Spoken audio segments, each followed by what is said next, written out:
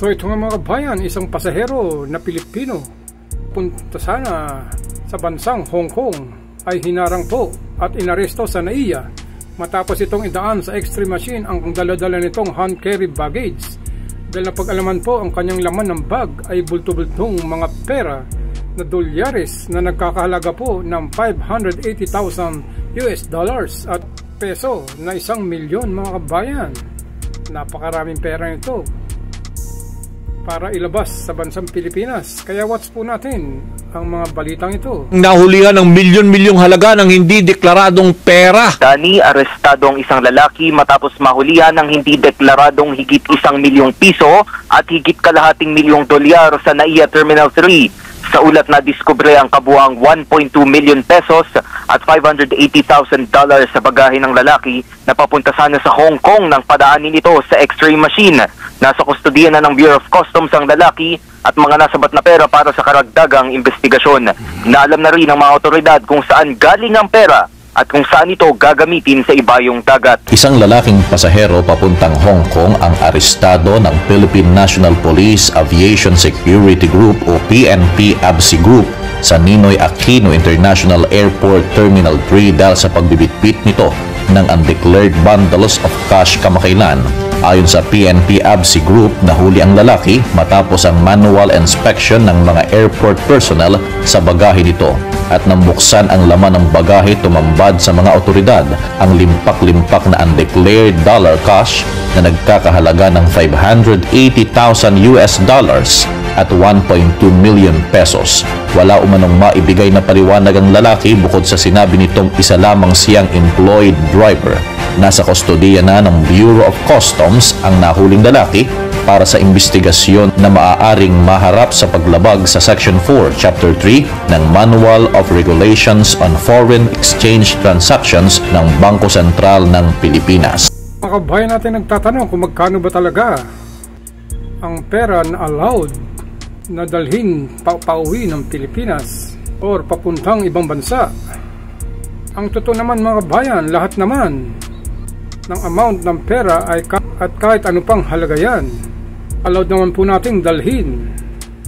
Pero paglagpas ito sa limitasyon ay dapat po natin itong i-declare para hindi po tayo arestuhin at para hindi po ito kumpiskahin. Dahil paglampas-lampas po sa limitasyon ay nalalabag po natin anti-money laundering law. At pwede naman po tayo magdala ng pera na hindi dinideclare. Mababa po ito sa limitasyon. For example po, kapag US dollar or any foreign currency na equivalent, pwede po nating dalhin 10,000 US dollars, pababa po ito. At kapag sa Philippine money naman po mga kabayan, ay 50,000 pesos pababa, ay hindi na natin itong i-declare. Pwede po natin itong dalhin papauwi ng Pilipinas or pabalik man tayo sa ibang bansa mga kabayan. Pero mga kabayan, inuulit po uli natin, kapag lagpas ito sa 10,000 US dollars at lampas sa 50,000 pesos, ay kailangan na po natin itong i-declare sa e-travel customs declaration mga kababayan.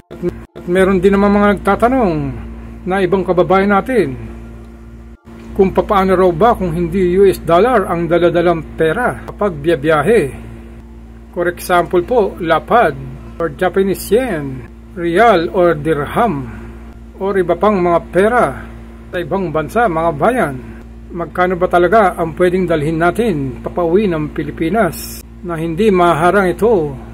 Ang sagot po rito mga kabayan, any foreign currency na daladala nating pera papauwi sa Pilipinas, meaning na kahit ano pong pera sa ibang bansa ang dala natin, basta equivalent sa katumbas ito sa 10,000 US dollars, kailangan po natin itong i-declare. Hindi po ito maharang at kumpiskahin sa custom.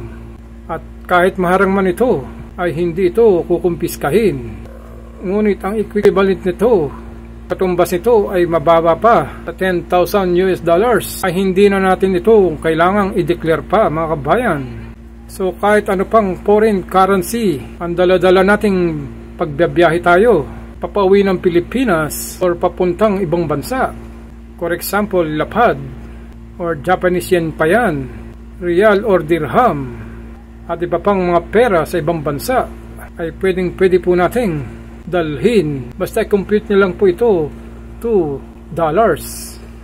At kapag ang katumbas nito ay hindi lalagpas sa $10,000 ay hindi na natin kailangan itong i-declare pa, mga kababayan.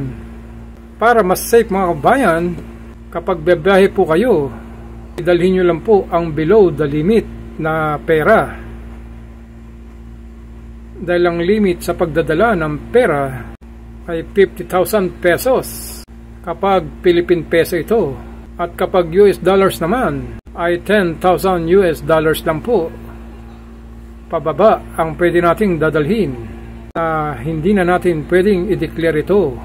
At meron pa palang tanong ang iba, kung may nakuha kang bonus or nanalo ka sa lottery sa ibang bansa, sobra-sobra ito sa limitasyon na pwedeng dalhin papauwi ng Pilipinas na $10,000. Paano ba ito maiuwi natin na hindi maharang po ito sa customs? Ang sagot naman dyan, mga kabayan, pag sobra-sobra sa limitasyon ang pera ninyo, ay mas maigi pong i-deposit nyo na lang ito sa Philippine bank account ninyo. Dahil kahit magkano ang laman ng Philippine bank account ninyo, bilyon man yan o bilyon pa, basta nakadeposit lang ito sa inyong mga account, ay wala po itong magiging problema, mga kabayan. Pero kung pera po talaga at kasang dadalhin natin, ay dapat nating i-declare ito. Just in case na maharang ito sa customs, ay pagbabayarin lang po kayo ng tax, mga kababayan, at hindi ito kukumpiskahin dahil po dineclare nyo po, mga kababayan. At sa mga uwi naman, mga kabayan natin sa Pilipinas na nagbabalak na magdala ng mga real or dirham, lagi po nating tatandaan, kapag lagpas sa limitasyon ay dapat po natin itong i-declare i-travel customs, mga kabayan, bago tayo umuwi sa Pilipinas. Maraming salamat sa inyong panonood. OFW Vlogger.